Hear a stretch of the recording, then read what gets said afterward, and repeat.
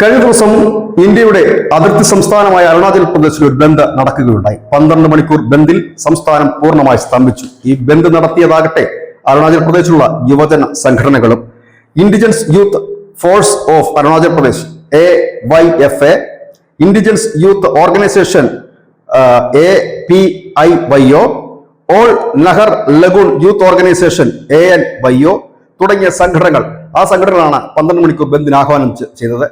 അവർ ഉയർത്തിയ ആവശ്യം ന്യായമാണ്.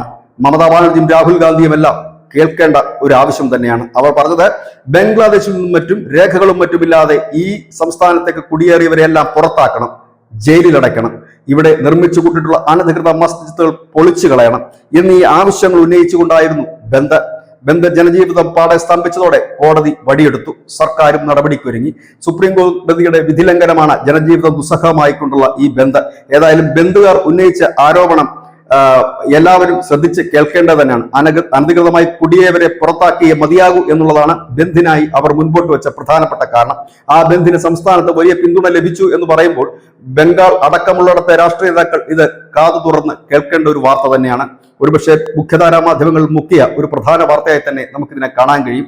SIR-നെതിരെ പോലും കേരളത്തിലടക്കം പ്രതിഷേധങ്ങൾ ഉയരുമ്പോൾ ഒരു സംസ്ഥാനം രാജ്യത്തോട് ആവശ്യപ്പെടുന്നു ഇവിടെയുള്ള അനധികൃത കുടിയേറ്റക്കാരെ പുറത്താക്കണം, അവർ അനധികൃതമായി നിർമ്മിച്ച മസ്ജിദുകളും മസറുകളും എല്ലാം പൊളിച്ചു നീക്കണമെന്ന് ന്യൂസ് ഡെസ്ക്.